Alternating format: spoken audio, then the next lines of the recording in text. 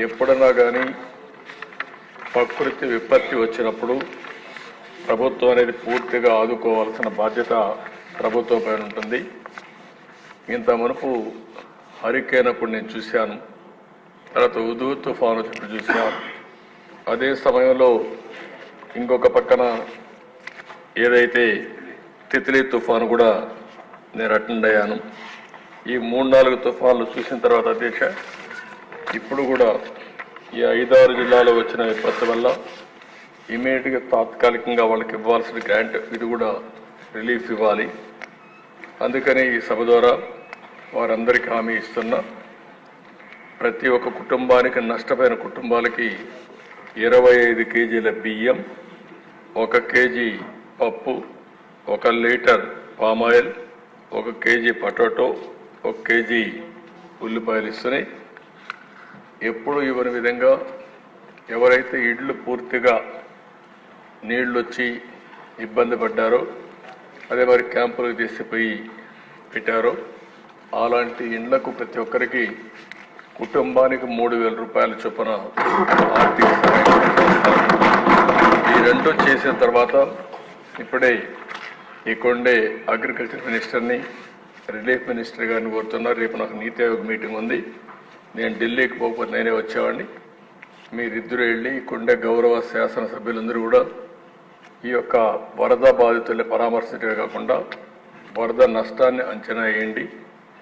ఏ పంట ఎంతవరకు సబ్మర్జెన్స్ అయింది, ఏదైనా రికవర్ అయిందా, రికవర్ కాకపోతే ఏం చేయాలి, ఏం చేస్తే ఇన్పుట్ సబ్సిడీ ఎంతవరకు ఇవ్వాలి, మళ్ళీ రైతు కోలుకోవడానికి ఏమి ఇవ్వాలనో ఒకసారి నాకు రికమెండ్ చేస్తే తప్పకుండా వాళ్ళని ఆదుకునే బాధ్యత తీసుకుంటాం. ఏ పంట నష్టపోయిందో కొన్ని నామ్స్ కూడా ఇంతవరకు మనం ఎస్టాబ్లిష్ చేశాం. ఆ నామ్స్కు తగినట్టు ప్రతి ఒక్క రైతును ఆదుకునే బాధ్యత ఈ ప్రభుత్వం తీసుకుంటాం. గౌరవ శాసనసభ్యులు కూడా అసెంబ్లీలో ఉన్నారు. నేను ఈ రోజు వరకు ఇక్కడే ఉన్నాం. ఈ మధ్య వచ్చిన వరదలు కానీ మామూలుగా ఇక్కడ వచ్చిన వరదల కంటే పైన పడిన వర్షాల వల్ల ఎక్కువ నీళ్లు రావడం, గోదావరి ప్రాంతాల్లో ఎక్కువ గురే పరిస్థితి వచ్చింది. ఏదేమైనా ప్రతి ఒక్కరిని పరామర్శించే బాధ్యత మంది. మీరు ఫీల్డ్కి వెళ్ళండి, వాళ్ళకు అండగా ఉండండి.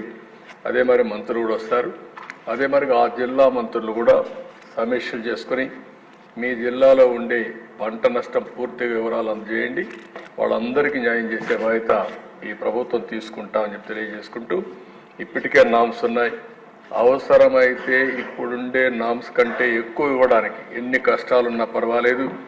రైతులు ఇబ్బందుల్లో ఉన్నప్పుడు, ఇలాంటి తుఫాను వచ్చినప్పుడు కొంతమంది చాలామంది ఇబ్బందుల్లో ఉంటారు.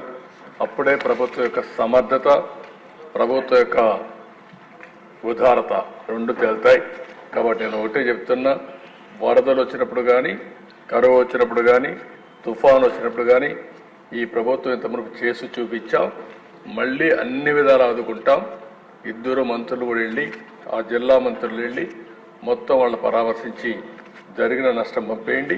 ప్రతి ఒక్కరిని ఆదుకునే బాధ్యత తీసుకుంటామని చెప్పి మరొకసారి తెలియజేసుకుంటూ, మీ ద్వారా ప్రజలకు కూడా తెలియజేస్తున్నా, మీకు జరిగిన నష్టం వివరించండి, అన్ని విధాలు ఆదుకుంటామని మరొకసారి హామీ ఇస్తూ మీ దగ్గర